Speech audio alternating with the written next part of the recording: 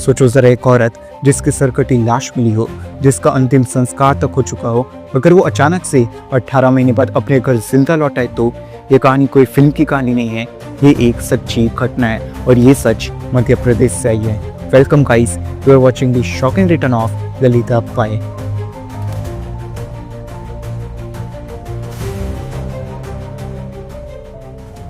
सितंबर 2023 मध्य प्रदेश के मत्सूर डिस्ट्रिक्ट से पुलिस को एक औरत की सरकटी लाश मिलती है।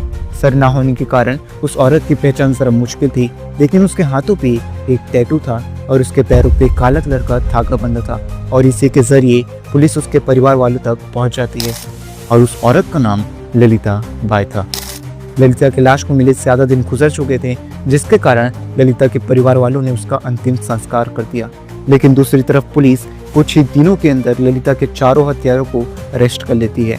इसमें सबसे पहला था शाहरुख, दूसरा था इमरान, तीसरा था सोनू, चौथा था इजाज। पुलिस ने चारों के ऊपर ललिता के कत्ल का इतने कड़ी चार्जेस लगाए थे कि इनका बच पाना मुश्किल था।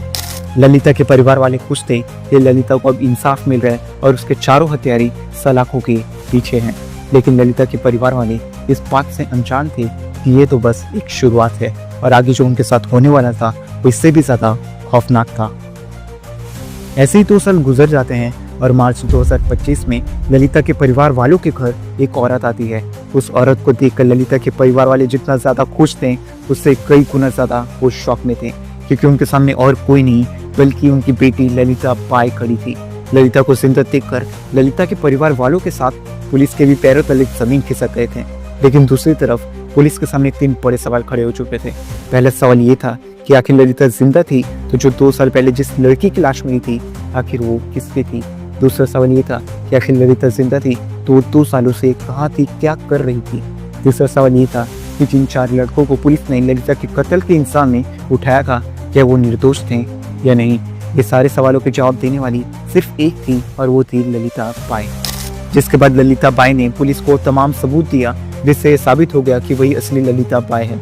लेकिन जब पुलिस ने ललिता बाई को पूछा कि वो आखिर 2 सालों से कहाँ थी, क्या कर रही थी, जिसका जवाब जब ललिता बाई ने दिया तो बहुत ही ज्यादा शॉकिंग था। ललिता बाई ने बताया कि 2 साल पहले यानी सितंबर 2023 को शाहरुख नाम के लड़के के साथ घर छोड़कर भाग चुकी थी। लेकिन शाहरुख ने इसे 2 दिन के बाद धोखा देते हुए 5 लाख रुपए में राजस्थान के कोटा शहर में बेच दिया, जहाँ पर उसे 18 महीनों तक कैद रखा गया। उसे राजस्थान के कोटा शहर के बारे में ज्यादा अच्छे से पता नहीं था और न ही उसके पास फोन था कि वो अपने परिवार वालों से संपर्क कर सके। लेकिन एक दिन उसे वहां से भागने का मौका मिला और वो वहां से भाग निकली और जैसे तैसे करके अपने परिवार वालों तक पहुंच पाई। लेकिन अभी भी पुलिस के सामने 2 बड़े सवाल थे। जिस लड़की की लाश 2 साल पहले मिली थी आखिर वो किसकी लाश थी, और जिन 4 लोगों को पुलिस ने ललिता के कत्ल के इल्जाम में अरेस्ट किया था क्या वो निर्दोष थे या नहीं। ये केस वैसे अभी ऑनगोइंग है और पुलिस इसकी इन्वेस्टिगेशन कर रही है। इस केस में जैसे कोई नई अपडेट्स आते हैं तो इसका इन्फॉर्मेशन मैं आपको देते रहूंगा। ऐसे ही और वीडियोस के लिए सब्सक्राइब टू यमनीति।